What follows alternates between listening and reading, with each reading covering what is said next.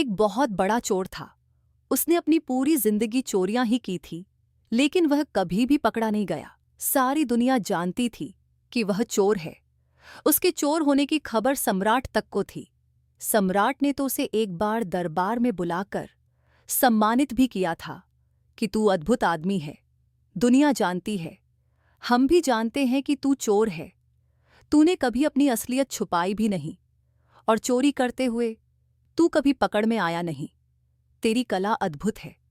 वर्षों बीत जाने के बाद जब वह चोर बूढ़ा हो गया तो उसके बेटे ने कहा, अब मुझे भी अपनी कला सिखा दो। मौत का क्या भरोसा, वह कभी भी आ सकती है। तो बूढ़े बाप ने कहा, ठीक है, अगर तू यह कला सीखना चाहता है तो मैं तुझे सिखा दूंगा। बस तू कल रात मेरे साथ चल। वह बूढ़ा चोर अपने साथ अगले दिन लड़के को लेकर गया। उसने एक घर में सेंध लगाई। लड़का खड़ा खड़ा सब देख रहा था।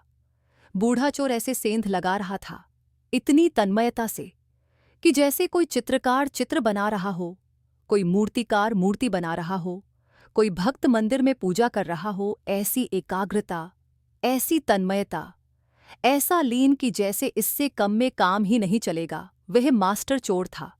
वह कोई साधारण चोर नहीं था, बल्कि सैकड़ों चोरों का गुरु था। लड़का खड़ा खड़ा कांप रहा था।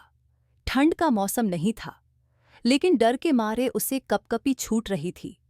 वह चारों तरफ चौक चौक कर देख रहा था, लेकिन बाप अपने काम में मग्न था। उसने एक बार भी आंख उठाकर इधर उधर नहीं देखा। जब चोरी की सेंध तैयार हो गई तो बाप बेटे को लेकर अंदर गया। बेटे के तो हाथ पैर कांप रहे थी, सांस फूल रही थी। ऐसी घबराहट उसे आज से पहले कभी नहीं हुई थी। लेकिन बाप तो ऐसे चल रहा था जैसे यह उसका अपना घर हो। वह बेटे को लेकर अंदर गया। उसने कई दरवाजों के ताले तोड़े। फिर उसने कपड़े की एक बहुत बड़ी अलमारी का ताला तोड़ा और बेटे से कहा, तू इसके अंदर जा। बेटा अलमारी के अंदर गया। अंदर हीरे जवाहरात जड़ित बेसकीमती वस्त्र थे। जैसे ही बेटा अलमारी के अंदर गया, बाप ने अलमारी का ताला लगाकर चाह अपने जेब में रख ली। लड़का अंदर फंस गया, पर बाप कमरे से बाहर गया और दरवाजे के पास जाकर जोर से चिल्लाया, चोर चोर, और सेंध से निकलकर अपने घर चला गया। घर के सभी लोग जाग गए, पड़ोसी भी जाग गए। अलमारी में बंद लड़के ने तो अपना सिर पीट लिया कि यह क्या सिखाना हुआ। मारे गए। बाप ने तो निकलने का कोई उपाय ही नहीं छोड़ा। ताला लगा दिया और चाबी भी साथ ले गया। पूरे घर में लोग घूम रहे थे। सेंध लग गई थी और लोग पैरों के निशान देख रहे थे। नौकरानी ढूंढते हुए उस जगह पर आई जहां अलमारी में चोर बंद था। लड़के को कुछ भी नहीं सूझ रहा था कि क्या करे। बुद्धि बिल्कुल बेका हो गई। लेकिन जहां बुद्धि बेका हो जाती है वहां भीतर की आंतरिक चेतना जागती है। अचानक जैसे किसी ऊर्जा ने उसको पकड़ लिया और उसने इस तरह आवाज निकाली जैसे कोई चूहा कपड़े को कुतर रहा हो। ऐसा उसने अपनी जिंदगी में पहले कभी नहीं किया था। उसे खुद भी अपने पर हैरानी हुई। नौकरानी चाबी ढूंढकर लाई, दरवाज़ा खोला और दिया लेकर अंदर झांका कि शायद चूहा होगा। लेकिन जैसे ही नौकरानी ने दिया लेकर अंदर झांका, उसने फूंक मारकर दिया बुझाया और नौकरानी को धक्का देकर वहां से भागा।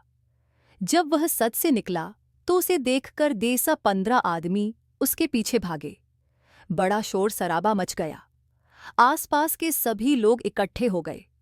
वह जान बचाकर भागा। ऐसा वह आज से पहले कभी भागा नहीं था।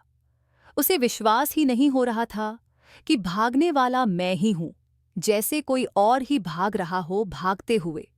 वह एक कुएं के पास पहुंचा और वहीं पड़े एक बड़े से पत्थर को उठाकर कुएं में पटका।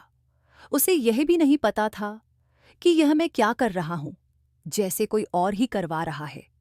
जैसे ही पत्थर कुएं में गिरा, उसकी आवाज सुनकर सारी भीड़ कुएं के चारों ओर इकट्ठी हो गई। सबको लगा कि चोर का पैर फिसला और वह कुएं में गिर गया है।